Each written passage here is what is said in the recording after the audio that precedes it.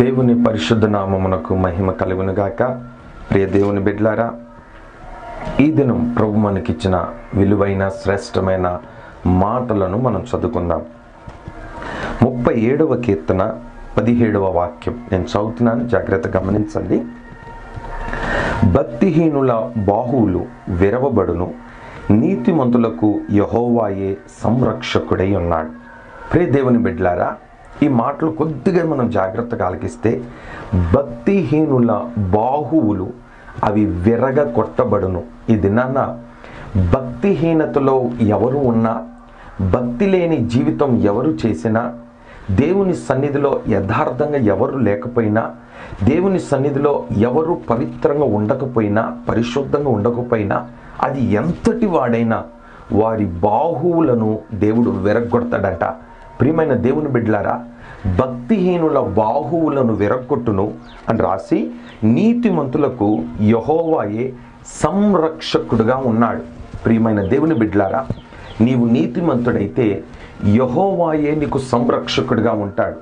ఆయనే నీకు సంరక్షకుడుగా ఉంటే నీ మీద భక్తిహీనులు చేసే ప్రయోజనాలు, నీ మీద, నీ పిల్లల మీద, నీ కుటుంబం మీద, నీ పరిచర్య మీద భక్తిహీనులు చేసే ఆలోచనలు, భక్తిహీనులు నీ కుటుంబం మీద, నీ పరిచర్య మీద, లేదా నీ పిల్లల మీద వారు విడుస్తున్న బాణాలను, వాటి బాహువులను విరగొట్టే దేవుడు అంటాడు, వారు భక్తిహీనులు, వారి బాహువును నేను విరుస్తాను. అయితే నీవు నీతిమంతుడవైతే నేనే నీకు సంరక్షకుడుగా ఉంటాను.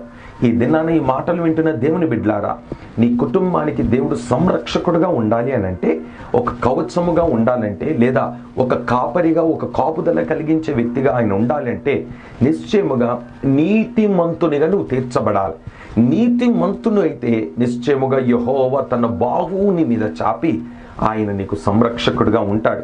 ఒకవేళ నువ్వు నీతిమంతుడు కాక భక్తిహీనతలను ఉంటే నీ బాహువును దేవుడు విరుస్తాడు అని అంటే, నీ ఆలోచనలు తారుమారైపోతాయి, నువ్వు విరోధంగా చేసే పనులు తారుమారైపోతాయి, దేవునికి ఇష్టం లేని కార్యక్రమాలు ఏది చేసినా వాటిని తారుమారు చేస్తాడు.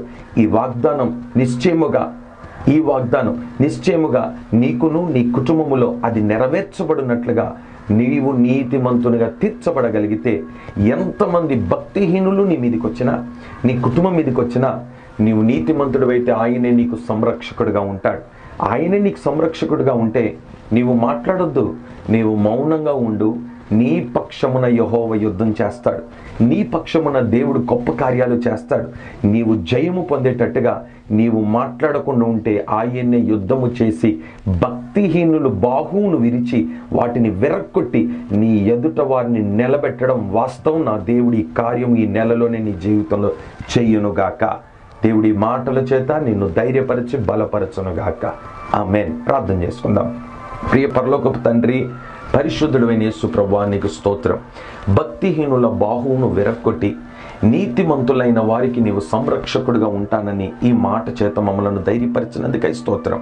అవును ప్రభువా, విచ్చలవిడిగా చెలరేగిపోతూ భక్తిహీనులు భక్తిహీనమైన మాటలు మాట్లాడుతూ భక్తిని విడిచింది మాత్రమే కాక, అయ్యా, నీతిమంతుల మీద వాళ్ళు విసురుతున్న రాళ్ళు, బాణాలు భయంకరమైన పరిస్థితుల్లో ఉంటుండగా, పరిశుద్ధాత్మ దేవుడా, ఈ మాటల చేత మీరు మమ్మలను బలపరిచినందుకై స్తోత్రం. భక్తిహీనుల బాహువును విరుస్తానన్నావు. ఈ నెలలో మీరు అట్టి కార్యము చేయబోతున్నందుకై నేను స్తుతిస్తున్నాను. వాటిని విరగకొట్టే దేవుడివి నీవంటావు, నేను నీకు సంరక్షకుడిగా ఉంటానంటున్నారు. అవును ప్రభువా, మమ్మలను నీతిమంతులుగా మీరు మార్చి ఒక సంరక్షకుడిగా మాకును పరిచర్యకు కుటుంబానికి మీరు దయచేయబోతున్నందుకై స్తోత్రం. ఈ మాటల చేత ప్రతి ఒక్కరూ సరి చేసుకొని ఒక నీతిమంతునిగా మేము తీర్చబడినట్లుగా సహాయము చేయమని యేసయ్య అతి శ్రేష్టమైన నామాన్ని అడిగి వేడుకుంటున్నాను తండ్రి. ఆమేన్. సమయమిదే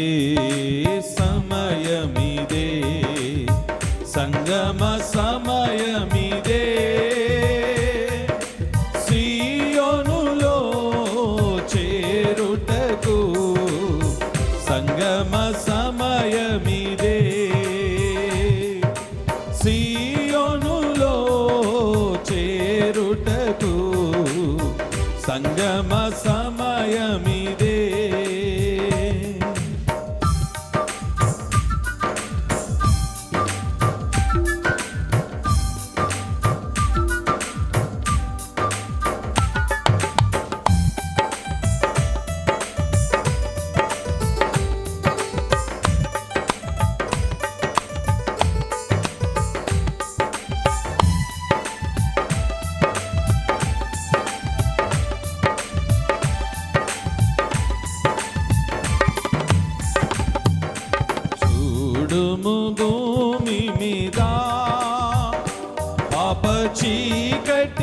కమ్మియున్నది. చూడుము భూమి మీద పాప చీకటి కమ్మియున్నది. జ్యోతి వలె జీవించు, జీవవాక్యము పట్టుకొని. జ్యోతి వలె జీవించు, జీవవాక్యము పట్టుకొని. సమయమిదే, సమయమిదే, సంగమ